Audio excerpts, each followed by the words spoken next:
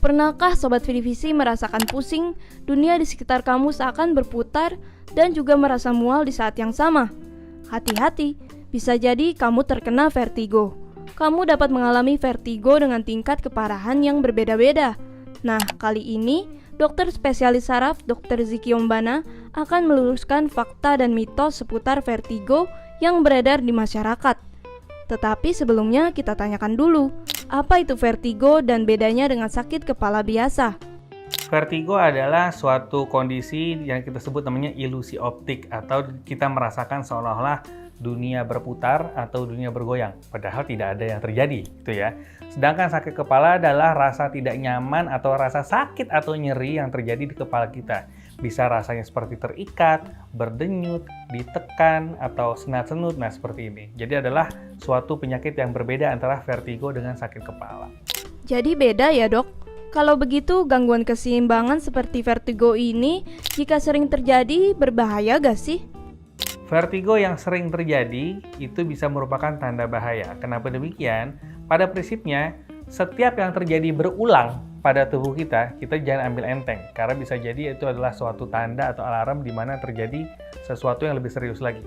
Pada kasus vertigo, apabila dia berulang, sangat mungkin terjadi akibat gangguan yang lebih serius di otak atau di dalam kepala kita. Nah, jadi apapun gangguan kesehatan yang berulang itu bisa jadi menandakan penyakit lain yang lebih serius ya Sobat Vivisi.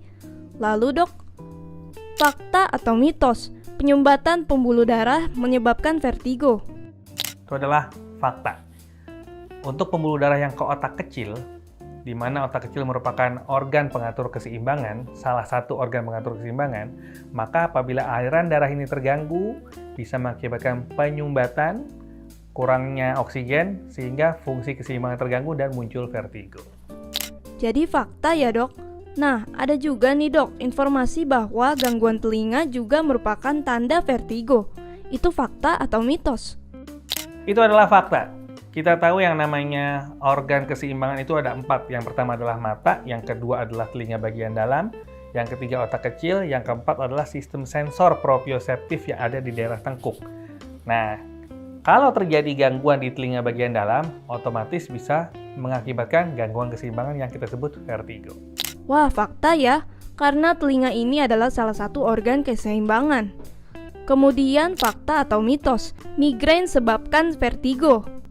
Itu adalah mitos, karena migrain adalah salah satu kelompok dari sakit kepala. Sedangkan vertigo adalah gangguan keseimbangan. Jadi dua hal ini adalah dua hal yang berbeda dengan pengobatan yang berbeda dan tentunya sebab yang berbeda pula. Mitos ya dok, migrain ini merupakan sakit kepala, sementara vertigo adalah gangguan keseimbangan. Lalu fakta atau mitos, vertigo adalah gejala awal penyakit jantung. Itu adalah mitos juga.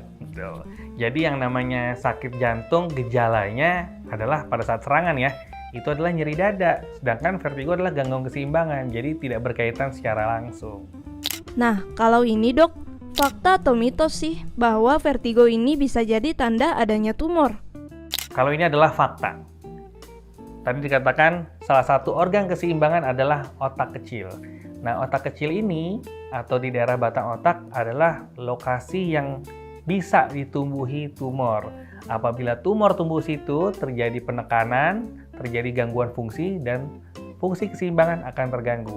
Jadi apabila vertigo yang sering muncul, semakin lama semakin berat, harus diwaspadai, jangan-jangan ada tumor yang tumbuh di sekitar daerah otak kecil Anda. Waduh, fakta ya dok. Tumor di otak dapat menyebabkan gangguan pada fungsi keseimbangan. Lalu fakta atau mitos, vertigo bisa disembuhkan? Itu adalah fakta. Jadi vertigo itu kita bisa membaginya dengan dua ya. Ada yang namanya vertigo sentral atau vertigo perifer. Yang sentral itu adalah di daerah otak. Apapun yang terjadi di daerah otak, apabila ditangani dengan cepat dan tepat, itu bisa disembuhkan. Sedangkan kalau vertigo yang perifer, itu relatif tidak terlalu berbahaya, tapi gejalanya lebih berat.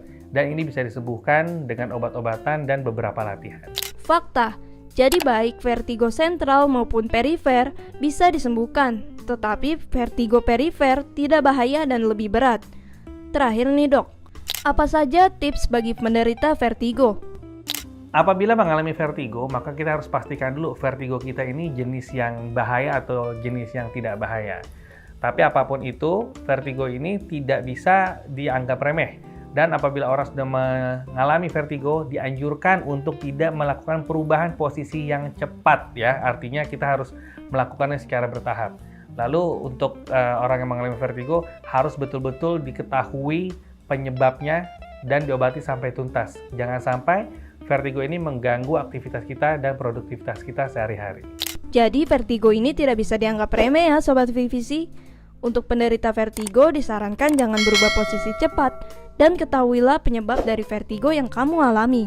Demikian pembahasan tentang fakta mitos mengenai vertigo. Saya Dr. Zikio Mana, spesialis saraf. Sampai jumpa di pembahasan selanjutnya.